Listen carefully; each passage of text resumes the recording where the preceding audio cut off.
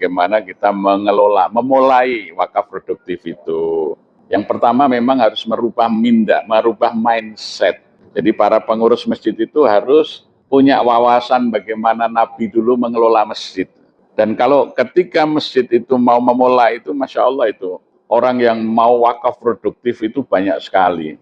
Kami kita punya pabrik roti ini ya karena ada orang mu'alaf, dia mu'alaf dari Australia, tadinya punya toko roti besar di Jakarta, kemudian dia jual toko rotinya itu karena nggak laku gitu, mesin-mesin pembuat rotinya itu kemudian ditawarkan, mau nggak Masjid Jogokarian saya kasih wakaf mesin pembuat roti ini nilainya sekian ratus juta ini kalau beli.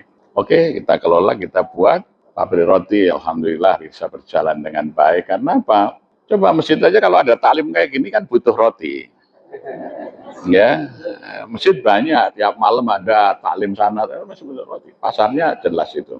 Nah kita pakai branding Masjid Jogokarian ya. Nah sekarang malah yang wakaf itu begitu lihat pabrik dan toko kita ini berkembang, omsetnya bagus, dia pengen buka cabang di sana, ya, mau jualan lagi. Kemudian kita juga ada yang mau wakaf ini mesin pembuat kemasan.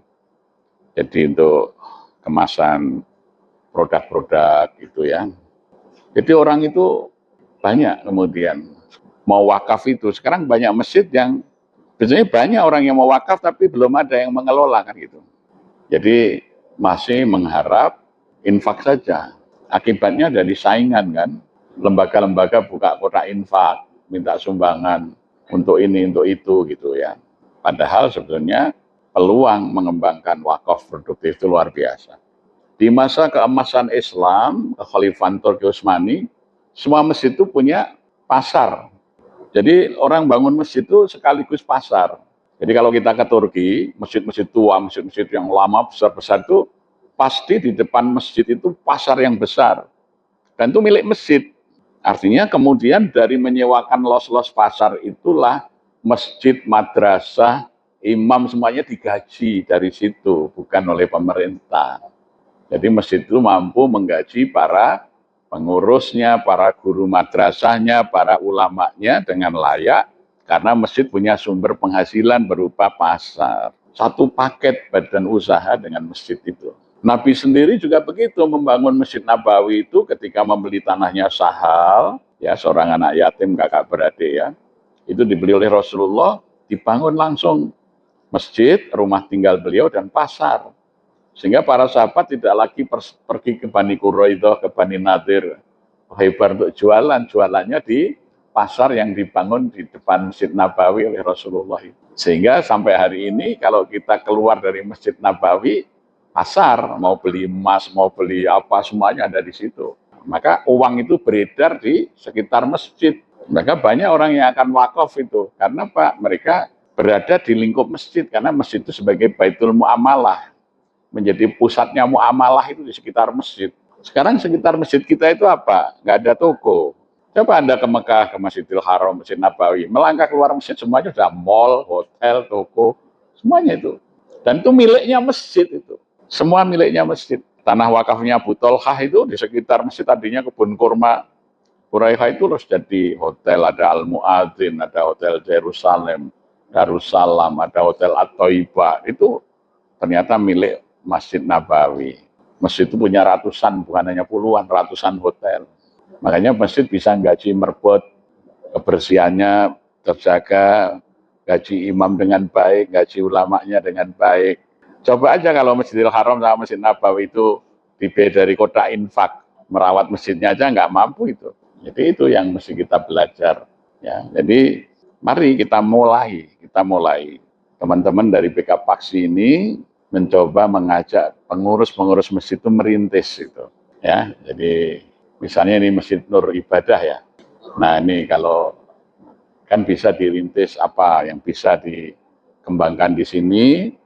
Nanti dikoordinasikan dengan pengurus masjidnya, dibuka peluang yang mau wakaf, ya wakaf produktif tadi, disediakan kotaknya, mau partisipasi, dan tidak harus berada di lingkup masjid ini. Seperti Sayyidina Umar Ibn Khattab itu kebun kurmanya di Khaybar, bukan di Madinah. di kota yang lain jauh gitu ya. Tapi hasil kebunnya untuk membiayai masjid dan lain sebagainya itu. Sumur Romata di luar kota Madinah, airnya dijual untuk membiayai ya perjuangan itu. Ya, jadi bisa masih banyak sekali kesempatan. Saya pikir kalau kita memulai di Kalimantan Timur ini pasti banyak itu orang yang mau gitu.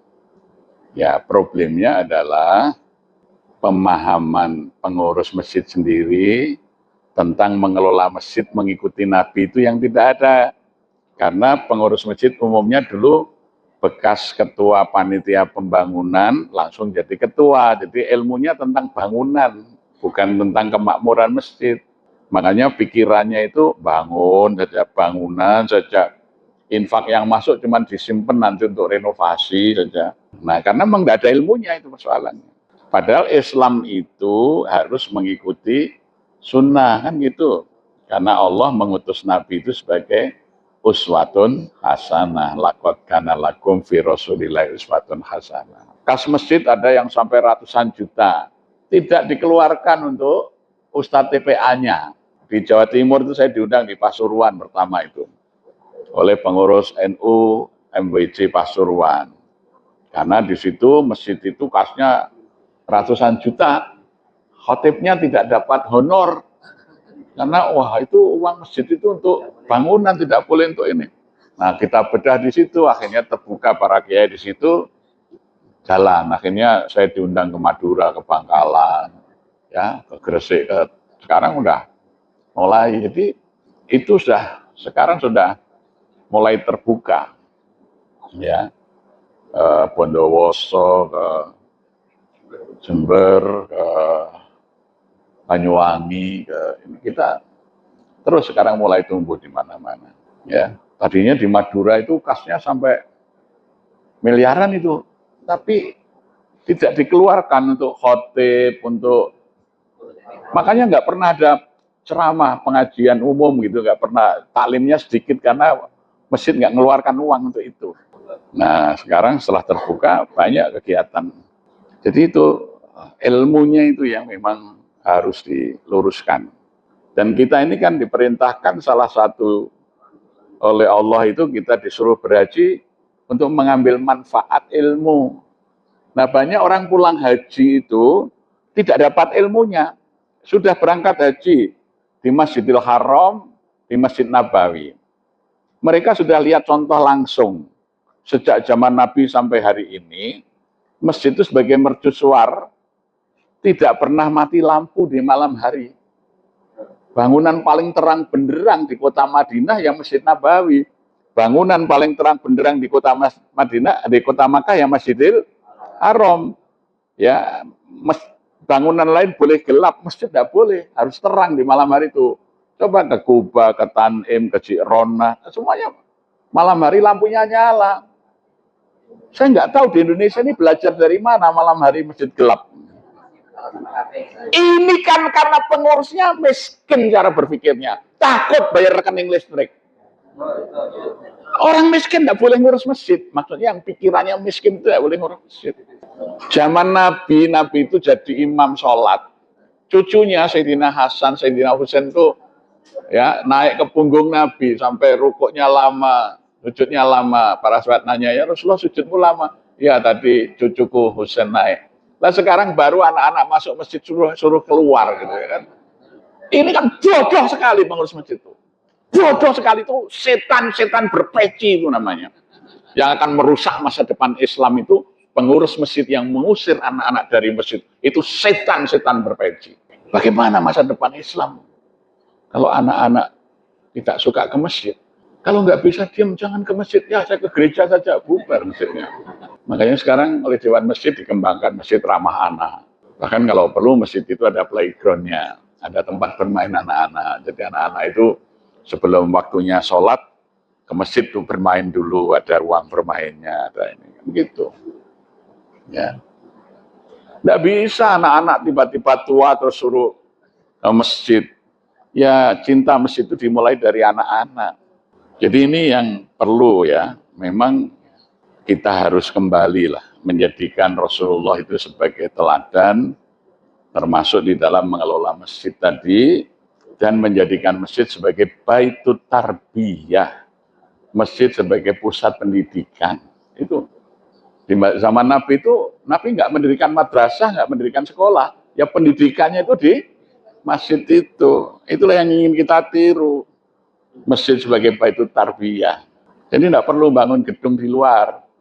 Jadi adab masuk masjid sudah dikenal, kecintaannya kepada masjid. Saya itu merasa bersyukur karena dari kecil dulu di kampung saya ada masjid. Ketika kita masa kecil itu kalau ke masjid ya, itu sebelum adzan maghrib itu kita sudah di masjid. Waktu itu belum ada listrik, kita bersihin lampu itu masih lampu minyak ya, nyiapin itu anak-anak kecil nimba air untuk isi tempat wudhu, itu dipiket gitu. Ya, jadi dari kecil ini kita sudah dilatih untuk melayani jamaah. Kita bisa belajar. Minangkabau itu dulu anak-anak yang laki-laki kalau sudah balik harus tidur di masjid. Istilahnya di sana tidur di suro. Maka dulu lahir pemimpin-pemimpin, ulama-ulama hebat-hebat dari sana. Ya kami ini dulu juga begitu, tidur di masjid waktu masih anak-anak remaja gitu ya. Nah, jadi kecintaan kepada masjid itu tertanam. Sholat itu berjamaah di masjid tertanam. Keterpanggilan ngurus umat itu tertanam. Ya, jadi itu masjid sebagai baitut tarbiyah itu sekarang ditinggalkan. Justru kalau mau membuat sekolahan keluar dari masjid, bangun di luar. Nah, akibatnya satu masjidnya kosong, yang kedua anak-anak yang dididik meskipun itu sekolah Islam, tapi sampai dewasa sholatnya nggak tertib karena nggak terbiasa.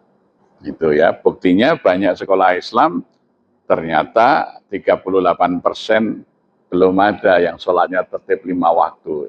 Jadi tidak relevan antara pendidikan, karena bukan pengetahuan ya, tapi pembiasaan. Jadi sholat berjamaah itu pembiasaan.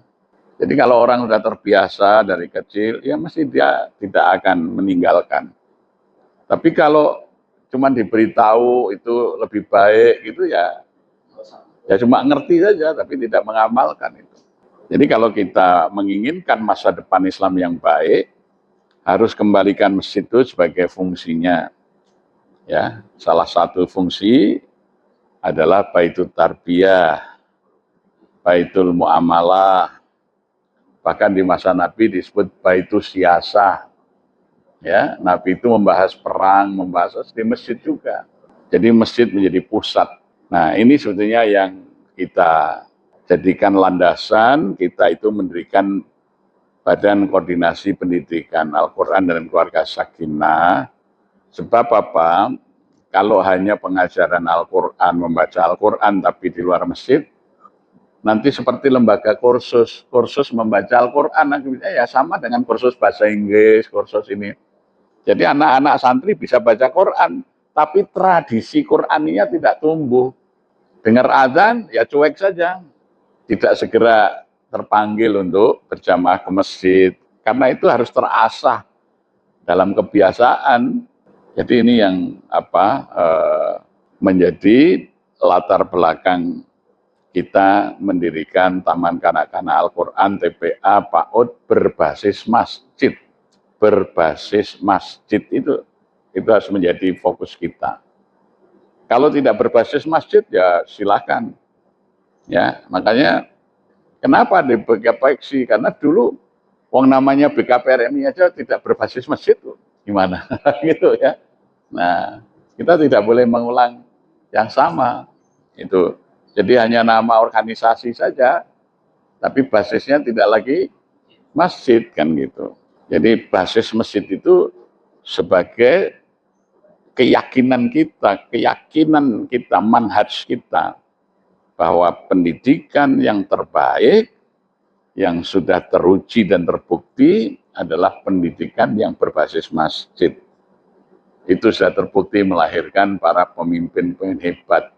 Bahkan Nabiullah Ibrahim alaihissalam bersama Ismail itu kan ditugaskan membangun peradaban yang sudah mati, yaitu Bakkah, dengan membangun kembali Masjidil Haram. Maka kemudian Allah mengatakan, inni ja'iluka linnasi imama, aku jadikan kamu pemimpin bagi seluruh manusia, ya. Jadi peradabannya itu dibangun dari masjid. Para wali itu membangun kota dari masjid.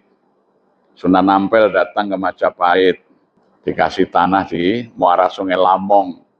Dibangunlah Masjid Ampel dan penginapan-penginapan berkurang. Akhirnya tumbuh kota Surabaya, Gresik begitu, Demak begitu, ya, Kudus, Cirebon, itu jadi kota, semuanya dimulai dari masjid.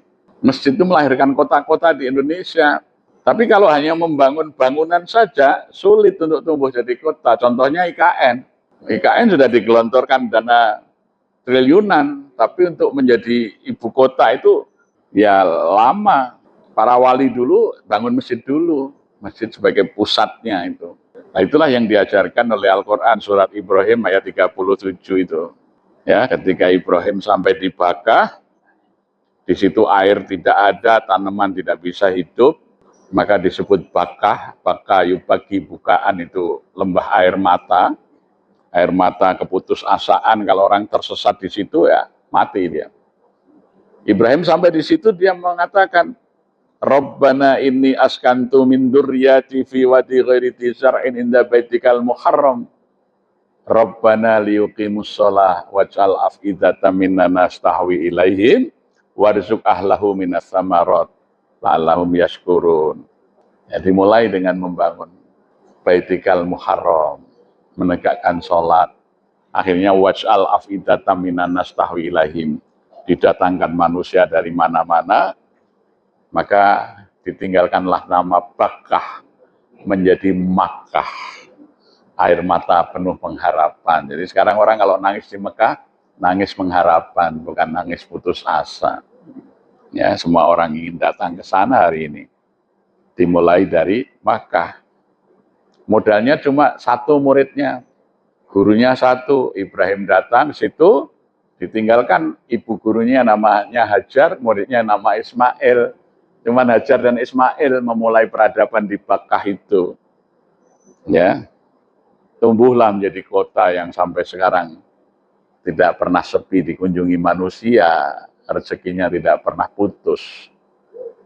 Ya, nah itulah sebenarnya membangun peradaban itu. Nah, jadi saya kira ini yang harus kita yakini di BK Paksi. Kita ini memulai dari masjid, membangun peradaban dari masjid, menjadikan masjid sebagai baitut tarbiyah, maka nanti insya Allah kita akan bisa membangun peradaban baru. Kalau hanya membuat pendidikan di luar itu sudah banyak. Lebih baik gabung aja ke Muhammadiyah, gabung ke NU, gabung ke Persis, ke Al-Irsyad, ke mana-mana itu sudah banyak. Bukan itu yang kita inginkan. Tapi bagaimana kita memulai kembali ke masjid itu. Ya, jadi kalau pikiran kita sama, ngapain nambah-nambah pekerjaan? Terima kasih.